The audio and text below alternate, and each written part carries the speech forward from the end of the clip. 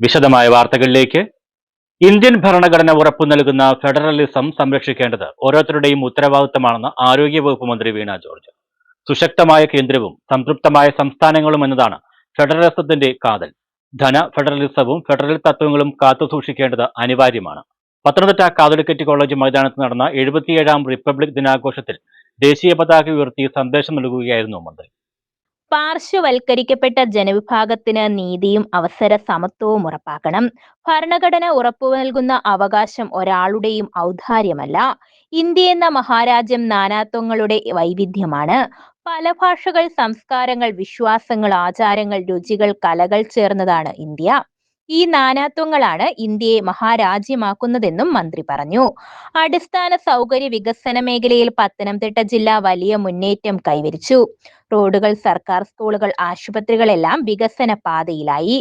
General, ജില്ലാ, താലൂക്ക് ആശുപത്രികളിൽ പുതിയ കാലഘട്ടത്തിന്റെ നിർമ്മാണം സാധ്യമാക്കി. കേരളത്തിന്റെ സാമൂഹിക സാമ്പത്തിക വളർച്ചയിൽ നിർണായക പങ്കുവഹിച്ച പ്രവാസി സഹോദരങ്ങളെയും ഈ അവസരത്തിൽ ഓർക്കാമെന്നും മന്ത്രി പറഞ്ഞു.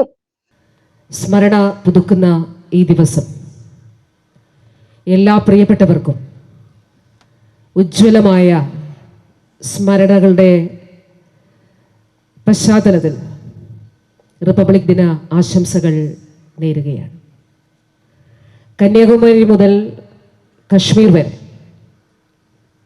തെക്കുനിന്ന് പടിഞ്ഞാറ് വരെയും, കിഴക്കുനിന്ന്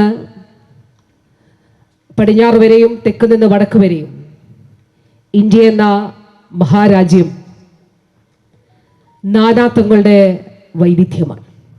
പല ഭാഷകൾ, പല സംസ്കാരങ്ങൾ, പല വിശ്വാസങ്ങൾ, പല ആചാരങ്ങൾ, പല ആഹാരങ്ങൾ, പല രുചികൾ, പല കലകൾ.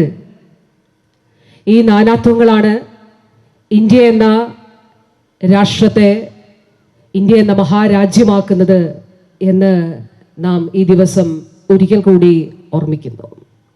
പത്തനംതിട്ട ജില്ലാ പഞ്ചായത്ത് പ്രസിഡന്റ് ദീനാമ റോയി, ജില്ലാ കളക്ടർ എസ് പ്രേംകൃഷ്ണൻ, ജില്ലാ പോലീസ് മേധാവി ആർ ആനന്ദ്, പത്തനംതിട്ട നഗരസഭാ അധ്യക്ഷ സിന്ധു അനിൽ, ADM ബി ജ്യോതി, ജനപ്രതിനിധികൾ, രാഷ്ട്രീയ, സാംസ്കാരിക, സാമൂഹിക രംഗങ്ങളിലെ പ്രമുഖർ, ഗാന്ധിയന്മാർ, വിദ്യാർത്ഥികൾ, ഉദ്യോഗസ്ഥർ തുടങ്ങിയവർ പങ്കെടുത്തു. News bureau, Pathanamthitta.